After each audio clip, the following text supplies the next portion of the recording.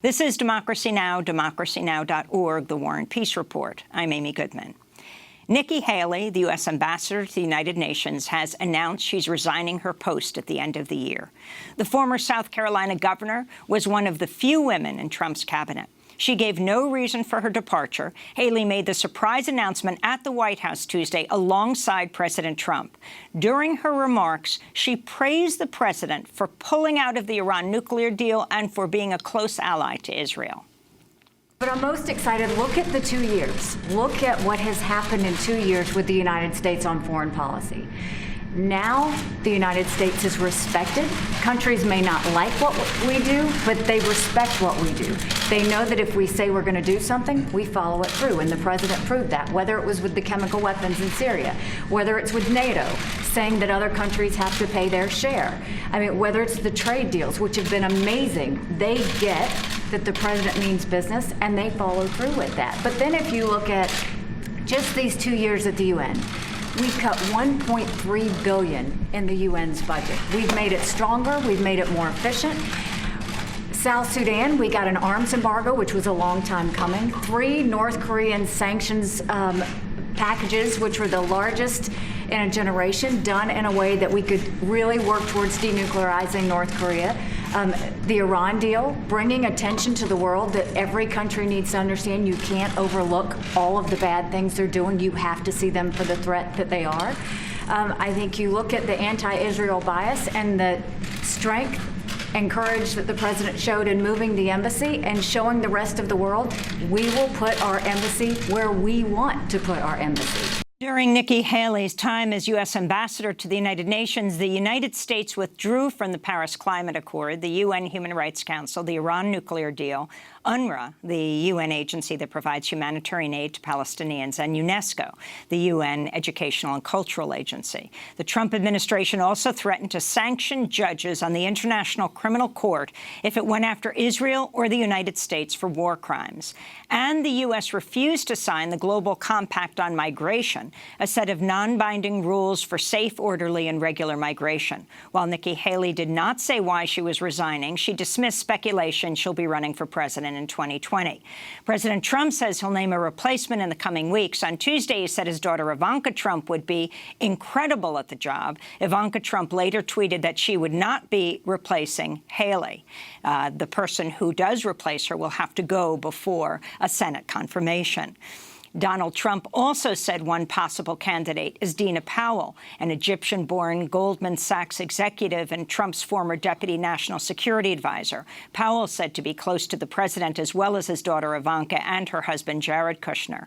While at the White House, Powell focused in part on U.S. relations with Israel and Saudi Arabia. She attended President Trump's first meeting with the Crown Prince of Saudi Arabia, Mohammed bin Salman. NBC reports she was also involved with overseeing a $200 billion arms deal between the U.S. and Saudi Arabia.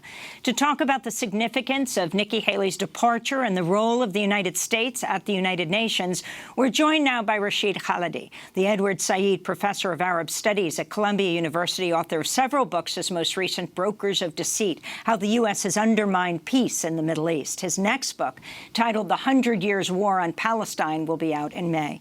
Professor, welcome back to Democracy Now! Thank you, Amy. Your first response, was this a shock to you, like to so many others? It was a surprise because she put such a nice face, an articulate face, on a policy that is horrific in many respects, vis-a-vis Palestine, vis-a-vis Iran, on so many fronts. What she was putting forward, while perhaps red meat to the president's base, is probably abhorrent to most Americans and has, contrary to what she said, made the United States much more isolated internationally. It's also interesting, the timing. I mean, she just said, they were saying that they didn't want to look like after the midterm elections, but they say that last week the resignation letter was put in, which was right after Judge Kavanaugh at the time testified and during the FBI supposed investigation. So to say the least, there was a lot of tension within the Trump administration around this. She didn't say anything about this at the time, but of course, if she ran in the future, she could refer back to the period of time that she actually resigned. Right, and she distanced herself from the president during the campaign by saying any allegations by women women should be heard and should be investigated. So she's a very ambitious woman. If she's planning a run, should Trump not run again in 2020 or in 2024, this sets her up perfectly. I mean, it fits perfectly that the ambitious, calculating nature that she's already shown at the UN and in South Carolina. I wanted to go back to what Nikki Haley said, sitting next to President Trump in the White House, about her relationship with both Trump's daughter, Ivanka, and son-in-law, Jared Kushner. During the news conference, she singled them out for praise. Jared is such a hidden genius that no one understands. I mean, to redo the NAFTA deal the way he did, what I've done working with him on the Middle East peace plan, it is so unbelievably well done.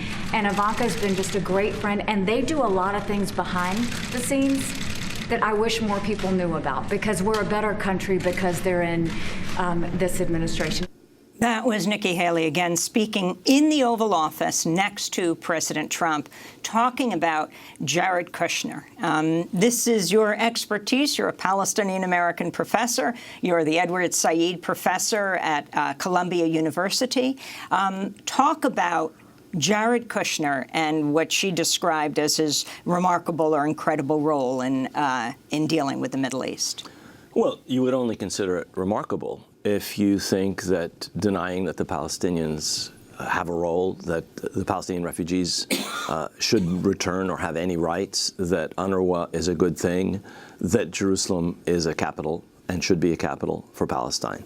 The policies that she has put forward and advocated so effectively and articulately are policies that are abhorrent to most of the world, most of the Arab world. Many Israelis realize that this is leading them down the path to a situation where no compromise is possible, where Israel becomes the sole ruler of everything. And Trump seems to be very content with this. The Palestinians should accept whatever place is offered to them in this process. And that is what Kushner has been doing systematically on Jerusalem, on refugees, on the idea of a Palestinian state. They have dismantled all the elements of what I have always considered a very bad American policy has become much worse thanks to her. So Jared Kushner is a genius if you believe that Israel has won and can impose any terms it wants on the Palestinians who should not have sovereignty, self-determination, or statehood. If you believe that, then it's a wonderful policy. On May 14th, the Israeli military massacred at least 61 unarmed Palestinians, wounded in this one day 2,700 more, for protesting in Gaza against the Israeli occupation and the opening of the new U.S. embassy in Jerusalem. At the United Nations, U.S. Ambassador Nikki Haley blocked a call for an international investigation into Israel's actions. I asked my colleagues here in the Security Council, who among us would accept this type of activity on your border? No one would. No country in this chamber would act with more restraint than Israel has. Since March 30th, the beginning of the right of return campaign protests, Israeli soldiers and snipers have killed at least, in the area of 195 Palestinians, wounded more than 18,000. Your comments on what she performed at the United Nations? No country on earth that shot thousands of people on the other side of its border in a situation in which none of its own citizens were hurt. One Israeli soldier actually was killed, but with that exception, would be free of condemnation in the United Nations. Imagine if the United States shot down hundreds of Mexicans, killed 200, and wounded or maimed thousands across the border inside Mexico, in the sovereign territory of another country. It would be completely unacceptable. The Palestinians clearly don't have rights. They can be the victim can be vilified by people like Nikki Haley. It's revolting. The very description of the Palestinians as the aggressors and the Israelis as the victim. Israeli snipers are targeting these people one by one, and the Israelis are being defended by Nikki Haley at the United Nations. Just before the UN General Assembly denounced Washington's decision to move its embassy in Israel to Jerusalem, U.S. Ambassador Haley tweeted a warning to other nations. She wrote, quote, "At the UN, we're always asked to do more and give more. So when we make a decision at the will of the American people about where to locate our embassy, we don't expect those we've helped to target us. On Thursday, there'll be a vote criticizing our choice. The U.S. will be taking names," the ambassador famously said. Professor Khalidi. Yeah, I mean, this is the most vibrant expression of American exceptionalism I've ever heard. The United States is not bound by laws. The United States is not bound by conventions. The United States does exactly as it pleases. The issue of Jerusalem is a complicated legal issue, but it's not that complicated. Everything the United States has done has shredded 7 decades, in fact, a little more, of international consensus as far as the treatment of Jerusalem, and they don't care. The United States under Trump, the United States has always done more or less as it pleased, but at least it paid lip service to law and international legitimacy, not under this administration. Outgoing U.S. Ambassador to the United Nations, Nikki Haley, has, to say the least, been whatever's happening behind the scenes in lockstep with the administration. She announced in June that the United States was withdrawing from the UN Human Rights Council, accusing the council of being biased against Israel. For too long, the Human Rights Council has been a protector of human rights abusers and a cesspool of political bias. Regrettably, it is now clear that our call for reform was not heeded. The significance of this? Well, yet again, the United States is proclaiming that only its views count. The views of the entire world on these issues are simply irrelevant as far as this administration is concerned. The United States has run interference for Israel, protecting it in the United Nations for decades now. And I expect that to continue, irrespective of whether Trump stays on after 2020, unfortunately. But this is the most egregious example of this I've ever seen. I want to go back to John Bolton, because he's the powerhouse there now. Last month, the National Security Advisor announced the Trump administration would close the Palestine Liberation Organization's mission in Washington in response to a Palestinian effort to push the ICC, the International Criminal Court, to investigate Israel for war crimes. This is Bolton making the announcement in a speech at the Federalist Society. The Trump administration will not keep the office open when the Palestinians refuse to take steps to start direct and meaningful negotiations with Israel. The United States supports a direct and robust peace process, and we will not allow the ICC or any other organization to constrain Israel's right to self-defense. So that's John Bolton, not Nikki Haley, but she has supported this, and today is the day? I believe so. That the mission is going to be closed in Washington. Closed today. And what is the significance of this?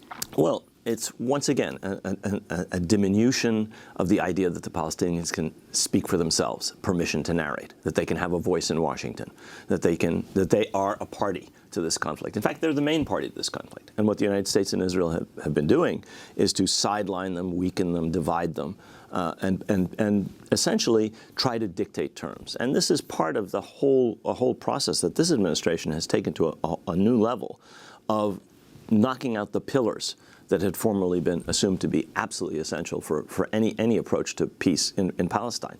Refugees, Jerusalem, recognition of Palestinian self-determination. Let's talk about refugees. The Trump administration said in September would end all U.S. funding for UNRWA, the UN agency that provides humanitarian aid to Palestinians. The move was seen as an effort to undermine Palestinians' right to return to the lands they were displaced from by Israeli settlers. This is Chief Palestinian Negotiator Saeb Erekat. So now this is an American political decision added to their decision to recognize Jerusalem as Israel's capital, move the embassy, consider settlements illegal, refuse the two-state solution 6-7. So actually this is the program and the agenda of Children Adelson and Benjamin Netanyahu. The United States may have the right to say we don't want to give taxpayers money, but who gave the U.S. the right to approve the stealing of my land, my future, my aspiration, my capital, my Aqsa Mosque, my Holy Sepulchre Church? They have no right whatsoever. The ending of UNRWA funding, I think the U.S. was something like $350 million, about a third for this UN agency that helps Palestinians. What does this mean for Palestinians? Well, it's going to mean further immiseration of a population that in many places like the Gaza Strip are at the point of a humanitarian crisis or are in a humanitarian crisis. But what it is a part of what this unrecognized genius, in Nikki Haley's words, Jared Kushner, is pushing, which is to say there are no Palestinian refugees. This is a false problem created by the Arab states to embarrass Israel, that 3 generations on they should be forced to stay in the countries to which they were expelled by ethnic cleansing in 1948. And the problem is settled. It's been solved. Israel kicked them out, and they must not ever be allowed to return. So this is, again, kicking out a pillar of a settlement, making, in fact, peace much, much more difficult.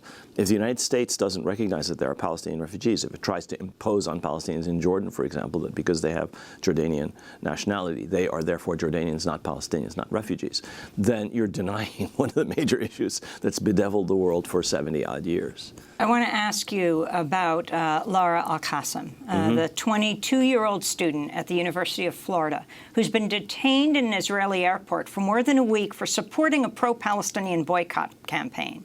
She arrived at Ben Gurion Airport last week with plans to enroll at an Israeli university and has been held there since while she appeals a deportation order. On Tuesday, the Israeli government told her to apologize and renounce her support for BDS or return to the United States. Professor Khalidi, what about Lara? Well, the thought police are at work here. And this is part of an effort to repress speech in this country, in Europe, in Israel, around this issue, around the issue of Israel's violations of Palestinian rights generally, and specific issues like occupation or refugee return. And the person who's been making the statements in Israel, actually a very important character by the name of Gilad Erdan, who is the Minister of Strategic Affairs, is in fact one of the central people in this worldwide campaign. We see an element of it in turning back people at Ben Gurion Airport, not just activists, Palestinian American activists, American Jewish leaders, people who are being detained, harassed, in some cases turned back.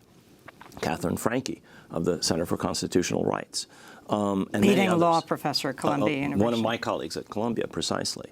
And in this country, the same centralized apparatus is harassing students on campus, bringing lawsuits of absolutely no merit, again and again and again, spending hundreds of millions of dollars, it seems to me, on a campaign worldwide, in Britain, in Germany, in this country, to essentially shut down discourse on Palestine. You can't talk about that, they're saying. What needs to happen? And does it matter who is the U.S. ambassador to the United Nations under President Trump? It probably matters. But this administration's policies aren't going to change if a less or more articulate representative of nauseating and horrific policies is installed in that seat. I mean, the American government's policies on Iran are causing enormous suffering inside Iran. American policies on Palestine are causing enormous suffering in places like Gaza. Schools will shut down. Children will go without education. Those are awful policies, guided by a sense that the only evil in the Middle East is Iran and its clients and allies, people, for example, like Hamas, who rule the Gaza Strip, ignoring the enormities perpetrated by U.S. allies, like, for example, the Saudi Arabian regime, which is making war on Yemen, creating a humanitarian crisis in Yemen, and at the same time, apparently liquidating dissidents, prominent dissidents.